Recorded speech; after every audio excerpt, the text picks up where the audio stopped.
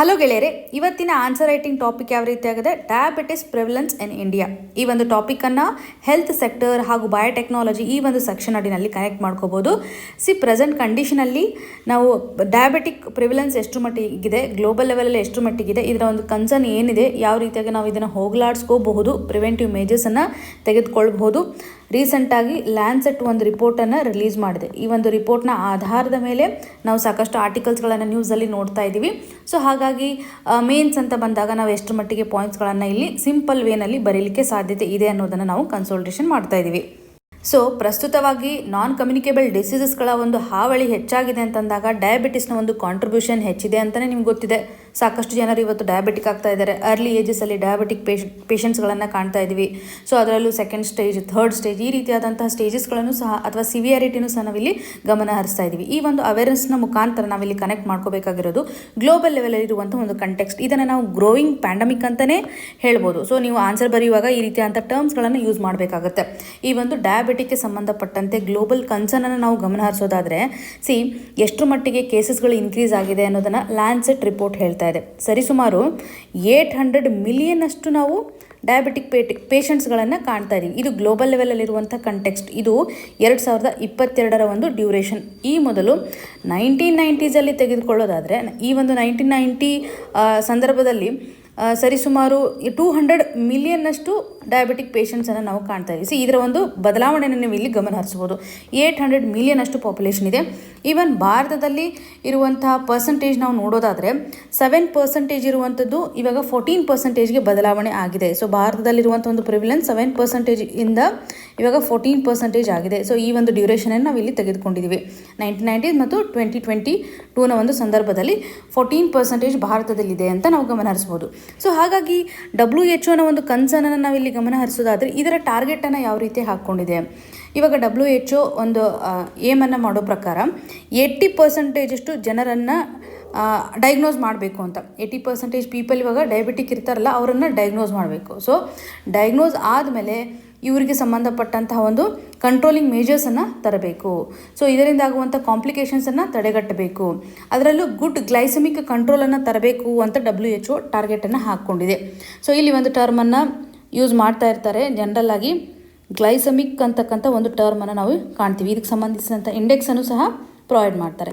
Glycaemic condition ಅಂತಂದರೆ ಇವಾಗ ನಾವು ಯಾವುದೇ ಒಂದು ಆಹಾರವನ್ನು ತೆಗೆದುಕೊಂಡಾಗ ಬ್ಲಡ್ ಶುಗರ್ ಲೆವೆಲ್ ಎಷ್ಟು ಮಟ್ಟಿಗೆ ಶೂಟಪ್ ಆಗುತ್ತಲ್ಲ, ಸೊ ಕ್ವಿಕ್ಕಾಗಿ ಬ್ಲಡ್ ಶುಗರ್ ಲೆವೆಲ್ ಇನ್ಕ್ರೀಸ್ ಆಗೋದನ್ನು ನಾವು ಈ ಒಂದು ಇಂಡೆಕ್ಸ್ನ ಆಧಾರದ ಮುಖಾಂತರ ಐಡೆಂಟಿಫೈ ಮಾಡ್ತೀವಿ.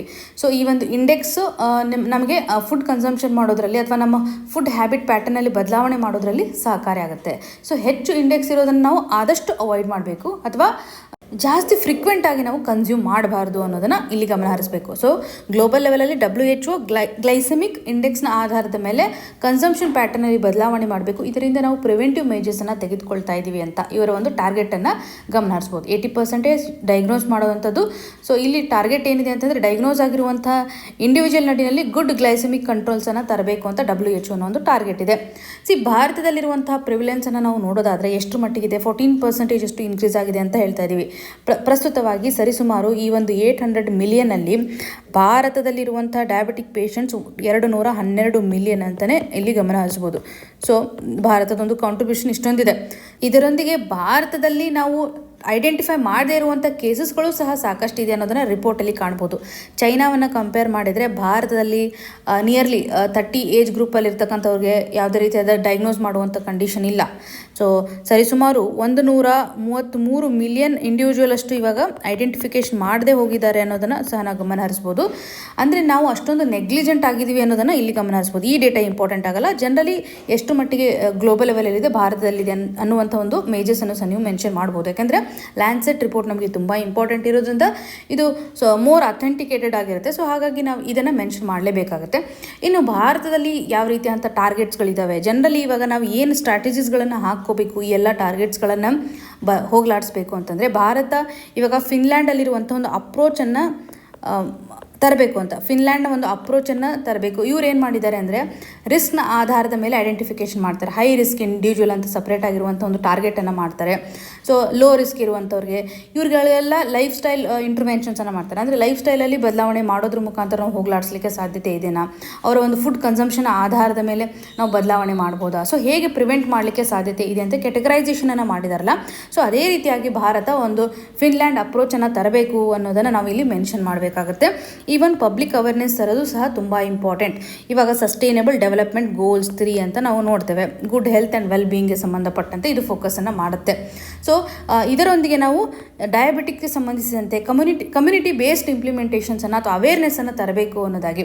ಸೊ ಇಲ್ಲಿ ಸಿಂಪಲ್ ಆಗಿ ನೀವು ಮೆನ್ಷನ್ ಮಾಡ್ಬೋದು, ಹೆಲ್ದಿ ಲೈಫ್ ಸ್ಟೈಲ್ಸನ್ನು ತರುವಂಥದ್ದಾಗಲಿ, ಎಸ್ಪೆಷಲಿ ಇವಾಗ ವಲ್ನರೇಬಲ್ ಪಾಪ್ಯುಲೇಷನ್ಗೆ ಬೇಕಾಗ್ತಕ್ಕಂಥ ಒಂದು ಅವೇರ್ನೆಸ್ಸನ್ನು ನಾವು ಇಲ್ಲಿ ಫೋಕಸ್ ಮಾಡಬೇಕಾಗುತ್ತೆ. ಲೈಫ್ ಸ್ಟೈಲಲ್ಲಿ ಬದಲಾವಣೆ ಮಾಡೋದ್ರಿಂದ ನಾವು ಪ್ರಿವೆನ್ಷನನ್ನು ಮಾಡ್ಬೋದು ಅಂತ ನೀವು ಪಾಯಿಂಟನ್ನು ಮೆನ್ಷನ್ ಮಾಡಬೇಕು. ಸೊ ಗ್ಲೋಬಲ್ ಲೆವೆಲಲ್ಲಿರುವಂತಹ ಗೋಲ್ ಸೆಟ್ಟನ್ನು ಸಹ ನಾವಿಲ್ಲಿ ಮೆನ್ಷನ್ ಮಾಡ್ಬೋದು. ಈವನ್ ಹೆಲ್ತ್ ಕೇರ್ ಸರ್ವಿಸು ಸಹ ಎಲ್ಲರಿಗೂ ಎಕ್ಸೆಸಿಬಲ್ ಇರುವಂತೆ ಮಾಡಬೇಕಾಗುತ್ತೆ. ಸೊ ಅಫೋರ್ಡೆಬಲ್ ಆಗಿರುವಂಥ condition important. Public health service important. ಇವಾಗ ಗೌರ್ಮೆಂಟ್ ಹಾಸ್ಪಿಟಲ್ಸ್ಗಳಲ್ಲೂ ಸಹ ಸಾಕಷ್ಟು ಫೆಸಿಲಿಟೀಸ್ಗಳಿದ್ದಾವೆ, ಅದ್ರ ಬಗ್ಗೆ ಅವೇರ್ನೆಸ್ ಇರೋದಿಲ್ಲ. ಸಾಕಷ್ಟು ಜನ ಅವೇರ್ನೆಸ್ಸನ್ನು ಹೊಂದಿರೋದಿಲ್ಲ, ಅವ್ರಿಗೆ ಏನೇನು ಫೆಸಿಲಿಟಿ ಸಿಕ್ಕುತ್ತೆ ಅನ್ನೋದು ಅವ್ರಿಗೆ ಗೊತ್ತಿರೋದಿಲ್ಲ. ಸೊ ಹಾಗಾಗಿ ನಾವು ಈ ಒಂದು ನಾನ್ ಕಮ್ಯುನಿಕೇಬಲ್ ಡಿಸೀಸ್ ಅವ್ರ ಡಯಾಬಿಟಿಕ್ ಕೇರ್ ಮ್ಯಾನೇಜ್ಮೆಂಟ್ಗೆ ಸಂಬಂಧಪಟ್ಟಂತೆ ಎಕ್ಸೆಸಿಬಿಲಿಟಿ ಎಷ್ಟರ ಮಟ್ಟಿಗೆ ಇದೆ ಅನ್ನೋದನ್ನು ಸಹ ನಾವಿಲ್ಲಿ ತೋರಿಸ್ಬೇಕಾಗುತ್ತೆ. ಸೊ ಸರ್ವೀಸಸ್ಗಳನ್ನು ಸಹ ಪ್ರಾಪರಾಗಿ ಎನ್ಶೋರ್ ಮಾಡಬೇಕು. ಪಬ್ಲಿಕ್ ಪಾಲಿಸಿಯ ಮುಖಾಂತರ ನಾವು ಹೆಲ್ತ್ ಸೆಕ್ಟರ್ ಮೇಲೆ ಹೆಚ್ಚು ಫೋಕಸನ್ನು ಮಾಡಬೇಕು ಅನ್ನುವಂಥ ಡೈಮೆನ್ಷನನ್ನು ನಾವಿಲ್ಲಿ ಕವರ್ ಮಾಡ್ಬೋದು. ಸರ್ಕಾರ ಕೆಲವೊಂದಿಷ್ಟು ಸ್ಟೆಪ್ಸ್ಗಳನ್ನು ಸಹ ತೆಗೆದುಕೊಂಡಿದೆ. National program for prevention control of cancer, diabetes, cardiovascular and stroke ಅನ್ನುವಂಥ ಒಂದು ಪ್ರೋಗ್ರಾಮ್ ಇದೆ. ಸೊ ಈ ಒಂದು NPCDCS ಅನ್ನುವಂಥ ಪ್ರೋಗ್ರಾಮ್ ಏನಿದೆಯಲ್ಲ, ಈ ಒಂದು ಪ್ರೋಗ್ರಾಮ್ ನಡಿನಲ್ಲಿ ನಾವು ಪರ್ಟಿಕ್ಯುಲರ್ಲಿ ಅವೇರ್ನೆಸ್ಗೆ ಸಂಬಂಧಪಟ್ಟಂತೆ, ಅರ್ಲಿ ಡಯಾಗ್ನೋಸಿಸ್ಗೆ ಸಂಬಂಧಪಟ್ಟಂತೆ, ಅದರಲ್ಲೂ ನಾನ್ ಕಮ್ಯುನಿಕೇಬಲ್ ಡಿಸೀಸ್ಗೆ ಸಂಬಂಧಿಸಿದಂಥ ಫೋಕಸನ್ನು ನಾವಿಲ್ಲಿ ಕಾಣ್ತಾ ಇದ್ದೀವಿ. ಸೊ ಈ ಒಂದು ನಾನ್ ಕಮ್ಯುನಿಕೇಬಲ್ ಡಿಸೀಸ್ ಫೋಕಸ್ ನಡಿನಲ್ಲಿ ಡಯಾಬಿಟಿಕ್ಕು ಸಹ ಇನ್ಕ್ಲೂಡ್ ಆಗ್ತಾ ಇರೋದ್ರಿಂದ ನಾವು ಇದನ್ನು ಸರಿಯಾಗಿ ಇಂಪ್ಲಿಮೆಂಟ್ ಮಾಡಬೇಕು. ಇದರಿಂದ ನಾವು ರಿಸ್ಕನ್ನು ರೆಡ್ಯೂಸ್ ಮಾಡಲಿಕ್ಕೆ ಸಾಧ್ಯತೆ ಇದೆ. ಸೊ ಸ್ವಲ್ಪ ಮಾಡಿಫಿಕೇಷನ್ ಮಾಡೋದ್ರ ಮುಖಾಂತರ ಇಂಪ್ರೂವೈಸ್ ಆಗಿರ್ತಕ್ಕಂಥ ಹೆಲ್ತ್ ಸರ್ವಿಸಸ್ ಎಲ್ಲರಿಗೂ ಎಕ್ಸೆಸಿಬಲ್ ಇರುವಂತೆ ಮಾಡಬೇಕು ಅನ್ನುವಂಥ ಡೈಮೆನ್ಷನ್ ನಾವಿಲ್ಲಿ ಕವರ್ ಮಾಡ್ಬೋದು. ಜೊತೆಗೆ ಗ್ಲೋಬಲ್ ಲೆವೆಲಲ್ಲಿರುವಂಥ ಟಾರ್ಗೆಟ್ಸ್ಗಳೇನಿದಾವಲ್ಲ, WHO ಇವಾಗ 2030ನಲ್ಲಿ ಗ್ಲೈಸೆಮಿಕ್ ಇಂಡೆಕ್ಸ್ಗೆ ಸಂಬಂಧಪಟ್ಟಂತಹ ಟಾರ್ಗೆಟನ್ನು ಹಾಕ್ಕೊಂಡಿದೆಯಲ್ಲ. ಸೊ ಇದನ್ನು ಸಹ ನಾವು ಇಂಪ್ಲಿಮೆಂಟ್ ಮಾಡೋದ್ರ ಮುಖಾಂತರ ನಮ್ಮ ಒಂದು ಅಪ್ರೋಚ್ ಹೇಗಿರಬೇಕಂತಂದರೆ ಗ್ಲೋಬಲ್ ಲೆವೆಲಲ್ಲಿರುವಂಥ ಟಾರ್ಗೆಟೊಂದಿಗೂ ಸಹ ಕೊಲ್ಯಾಬ್ರೇಷನ್ ಮಾಡೋದ್ರ ಮುಖಾಂತರ ಈಸಿಯಾಗಿ ನಾವು ಈ ಒಂದು ಡಯಾಬಿಟಿಕ್ ಕಂಡೀಷನ್ಸನ್ನು ಅಥವಾ ಈ ಗ್ರೋಯಿಂಗ್ ಎಪಿಡೆಮಿಕ್ಕನ್ನು ತಡೆಗಟ್ಟಲಿಕ್ಕೆ ಸಾಧ್ಯತೆ ಇದೆ ಅನ್ನೋದನ್ನು ಗಮನ ಹರಿಸ್ಬೋದು. ಒಟ್ಟಾರೆಯಾಗಿ ವೇ ಫಾರ್ವರ್ಡ್ ನಡಿನಲ್ಲಿ ನಾವು ಏನು ಮಾಡಬೇಕು, ಹೆಲ್ತ್ ಕೇರ್ ಸಿಸ್ಟಮನ್ನು ಸ್ಟ್ರೆಂಥನ್ ಮಾಡಬೇಕು. ಸೊ ಮೊದಲು ಪ್ರಿವೆಂಟಿವ್ ಮೇಜರ್ಸನ್ನು ತೆಗೆದುಕೊಳ್ಬೇಕು, ಸರಿಯಾದಂತಹ ಸ್ಕ್ರೀನಿಂಗ್ ಮಾಡಬೇಕು, ಪಬ್ಲಿಕ್ ಅವೇರ್ನೆಸ್ಸನ್ನು ತರೋದಾಗಲಿ, ಹೈ ರಿಸ್ಕ್ ಗ್ರೂಪ್ಗಳನ್ನು ಬದಲಾವಣೆ ಮಾಡಬೇಕು. ಇವಾಗ ನಾವು ಫಿನ್ಲ್ಯಾಂಡ್ ಅಪ್ರೋಚನ್ನು ಕೊಟ್ಟಿದ್ದೀವಲ್ಲ, ಸೊ ಇವನ್ನೆಲ್ಲ ನೀವು ಏನು ಮಾಡಬೇಕು, ಕೊನೆಯದಾಗಿ ಕನ್ಸಲ್ಟೇಷನನ್ನು ಮಾಡಬೇಕು. ಹೆಲ್ತ್ ಲೈಫ್ ಸ್ಟೈಲ್ ಪ್ರಮೋಷನ್ ಹೆಚ್ಚಾಗಿ ನಾವು ಮಾಡಬೇಕು ಅನ್ನುವಂಥದ್ದನ್ನು ಇಲ್ಲಿ ಎಂಫಸಿಸ್ ಮಾಡ್ತಾ ಇದ್ದಾರೆ. ಈವನ್ ಇಂಟಿಗ್ರೇಟೆಡ್ ಅಪ್ರೋಚ್ ಅಂತಂದರೆ ಇವಾಗ WHO ಒಂದು ಇಂಟಿಗ್ರೇಷನ್ ಹೇಗೆ ನಾವು ತೆಗೆದುಕೊಳ್ತಾ ಇದ್ದೀವಿ ಅದಾಗಿರ್ಬೋದು, ಅಥವಾ ಪ್ರೈಮರಿ ಹೆಲ್ತ್ ಕೇರ್ ಸರ್ವಿಸ್ನಲ್ಲಿಯೂ ಸಹ ಸ್ಟ್ರಾಂಗ್ ಆಗಿರುವಂತಹ ಸ್ಕ್ರೀನಿಂಗ್ ಸಿಸ್ಟಮ್ಸನ್ನು ತರೋದಾಗಲಿ, ಟೆಕ್ನಾಲಜೀಸ್ಗಳ ಒಂದು ಅಳವಡಿಕೆಯನ್ನು ಮಾಡ್ಕೊಳ್ಳುವಂಥದ್ದಾಗಲಿ, ಈ ಟೆಕ್ನಾಲಜೀಸ್ಗಳನ್ನು ಅಥವಾ ತಂತ್ರಜ್ಞಾನಗಳ ಒಂದು ಮಾನಿಟರಿಂಗ್ ಮಾಡುವಂಥ ಒಂದು ಕಂಡೀಷನನ್ನು ತರಬೇಕು. ಸೊ ಇದರಿಂದಾಗಿ ಎಫೆಕ್ಟಿವ್ ಆಗಿರುವಂತಹ ಹೆಲ್ತ್ ಕೇರ್ ಸಿಸ್ಟಮನ್ನು ತರೋದ್ರ ಮುಖಾಂತರ ನಾವು ಪ್ರಿವೆಂಟಿವ್ ಮೇಜರ್ಸನ್ನು ಮುಖಾಂತರ ಅಥವಾ ಬಿಹೇವಿಯರಲ್ ಚೇಂಜಸ್ನ ಮುಖಾಂತರ ನಾವು ಈ ಒಂದು ಎಪಿಡೆಮಿಕ್ನ ವಿರುದ್ಧ ಹೋರಾಡಲಿಕ್ಕೆ ಸಾಧ್ಯತೆ ಇದೆ ಅನ್ನುವಂಥ ಕನ್ಕ್ಲೂಷನನ್ನು ಇಲ್ಲಿ ಕೊಡಬೇಕಾಗುತ್ತೆ. ಸೊ ಇಷ್ಟು ಅವೇರ್ನೆಸ್ಸನ್ನು ಈ ಒಂದು ಟಾಪಿಕ್ನ ಮುಖಾಂತರ ನಾವು ಕನ್ಸಲ್ಟೇಷನ್ ಮಾಡಿದರೆ ಸಾಕಾಗುತ್ತೆ. ನಿಮ್ಗೆ ಏನೇ ಕನ್ಸರ್ನ್ ಇದ್ರೂ ಸಹ ನಮಗೆ ಕಮೆಂಟ್ನ ಮುಖಾಂತರ ತಿಳಿಸಿಕೊಡಿ ಅಂತ ಹೇಳ್ತಾ ಆಲ್ ದಿ ವೆರಿ ಬೆಸ್ಟ್. ಧನ್ಯವಾದಗಳು.